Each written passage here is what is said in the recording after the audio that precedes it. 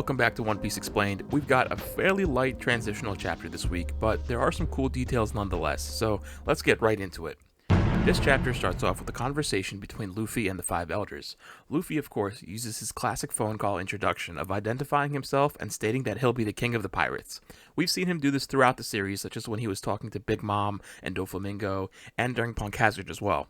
He even begins to divulge too many details about their status before Robin hangs the call up on them. The Marines are shocked at how harsh Luffy sounds, while we learn that Morgans has also been wiretapping the call with his own black transponder snail, with Vivi and Wapol still with him. Now, it's kind of interesting to me that Morgans knew to tap this call. He could have just been wiretapping any communications coming in and out of Egghead, but I wonder if whoever informed him of the initial events on Egghead had told him there was a call going on right now. I had previously speculated this person to be Stussy, and I'll talk more about this in just a bit. Saturn identifies for us the world government's three main goals: York, Punk Records, and the power plant that can create the Mother Flame. Doberman is a little hesitant and asks about their own men that are still on the island, while Saturn gives us a bit of insight into his perspective on human life and how little it means. This could definitely just be a view he holds, as after all, he is a celestial dragon, and they tend to believe themselves to be above humanity altogether. However, unlike other celestial dragons, the elders don't wear their air bubbles to prevent themselves from sharing the same air as humans, and ever since the Reverie flashback, I've wondered if there's a chance that the elders are actually more than just humans to begin with, and this line here could be a hint of that, but we'll have to see. This exchange here also reminded me a lot of Vice Admiral Onigumo back during the Enies Lobby arc when he ordered his battleship to destroy the battleship that Lucci and Luffy were fighting on. A Marine soldier asks about the 1,000 men on the ship and gets shot by Onigumo for questioning his pursuit of justice. Here, Saturn is also completely willing to sacrifice his own men to achieve their goal. Also, now that we have the government's objectives, I wonder if this arc will end up having Frankie destroy the lab the government wants, or Punk Records itself, much like how he did by accidentally blowing up Vegapunk's lab on Baltimore, or how he destroyed the blueprints to the Pluton during the Enies Lobby arc to prevent the government from getting their hands on it. People have speculated that he has memorized the blueprints to Pluton, and in a similar fashion, it would be kind of cool if Frankie ends up getting access to Punk Records somehow, perhaps through getting a download or integration from one of the Vegapunks or something. I always thought it was interesting that Frankie's future outfit was the only one to include a gear atop his head, similar to the one Pythagoras had. Maybe there's something here, maybe not, but it was also interesting to me that the two were together when everyone split up. I was going to also suggest that, what if the Straw Hat Pirates would just take Punk Records and put it on their ship, creating a parallel to how the Roger Pirates had a mysterious egg on their ship, but Punk Records itself seems to be much larger than the Thousand Sunny. We start to get filled in on some of the events that went down over the last day on Egghead. Robin and Kaku seem to just have been injured and laying down in that group shot from the last chapter. However, we don't see Stussy anywhere in this new group shot. She shows up a little bit later as she tells Vegapunk that they're completely surrounded and offers an estimate of the enemy forces that to me feels a little bit too spot on. It sounds like she just stepped outside to get a view of the situation and just came back in, which is why Sanji's offering her coffee and Lucci is now staring her down. But I'm wondering if she got this specific information from Morgans.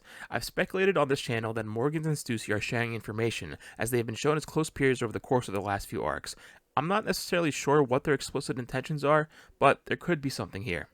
Speaking of sharing information, we also learned that Lucci is sharing information with the Marines and government forces outside the island, filling them in on the status of their group. It would seem that Shaka and Pythagoras are assumed dead, and the rest of the Vegapunks are injured.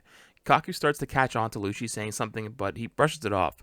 And I do like that Lucci is still being a sore loser and maintaining his role of being a true antagonist for the Straw Hats.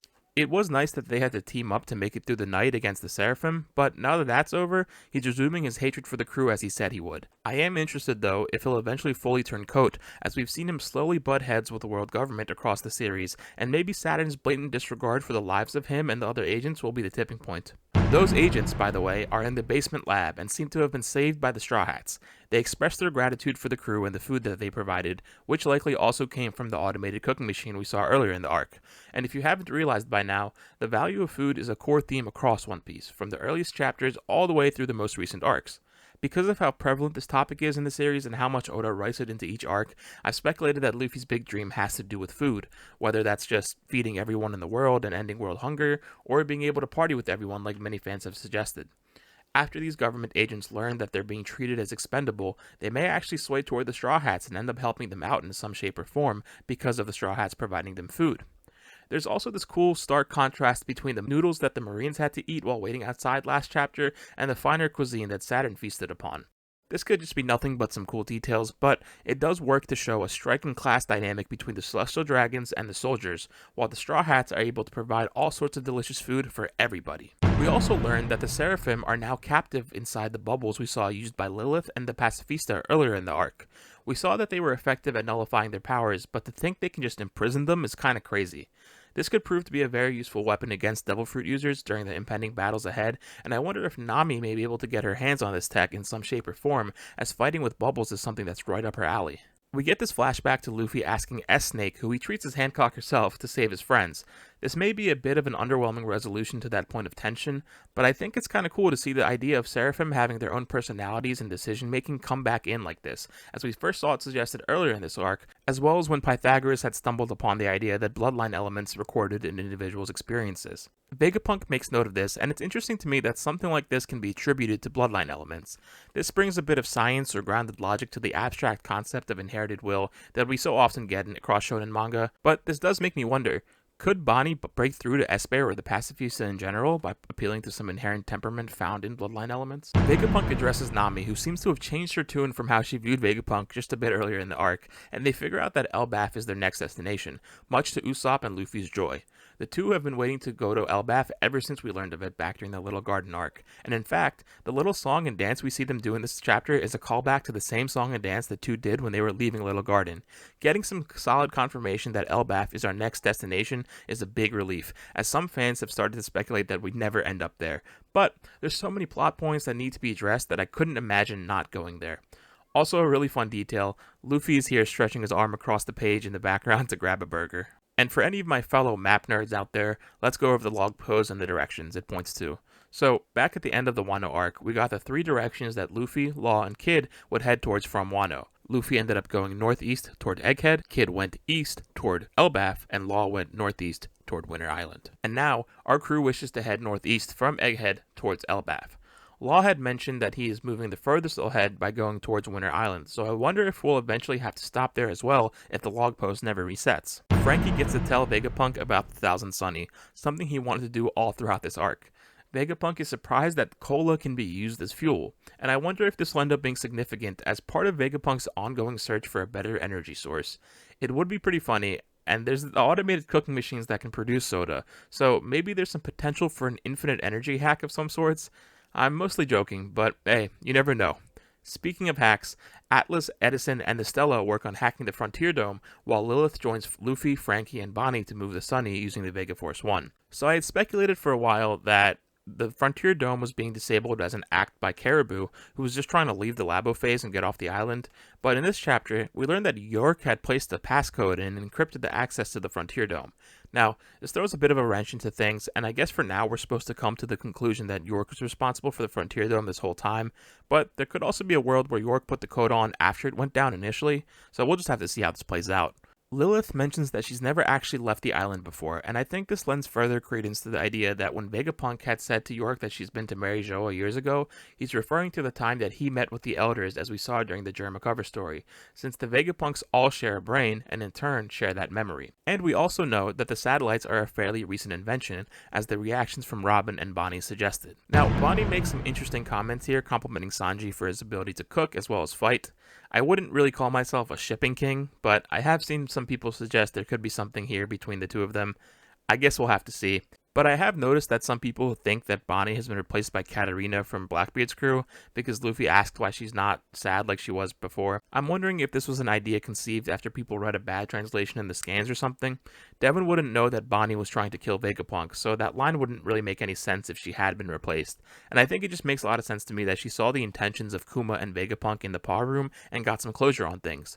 I think the purpose of this exchange is to highlight that whatever information Bonney received through looking at Kuma's memories may have been good news in the end. Perhaps there is a way of restoring his humanity after all.